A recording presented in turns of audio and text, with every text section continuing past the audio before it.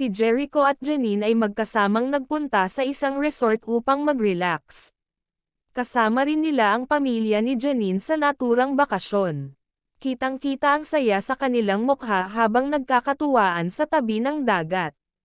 Naging highlight ng kanilang araw ang panonood ng magandang paglubog ng araw. Habang pinapanood ang sunset, magkahawak kamay sina Jericho at Janine. Ang pamilya ni Janine ay masayang nakikibonding rin sa kanila. Pinili nila ang resort dahil sa tahimik nitong kapaligiran at magandang tanawin. Nagpalipas sila ng oras sa pamamagitan ng pagsiswimming at paglalaro ng beach volleyball.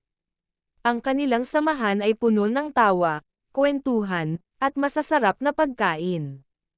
Ang simpleng bakasyon na ito ay nagpatibay pa sa relasyon ni Jericho at Janine.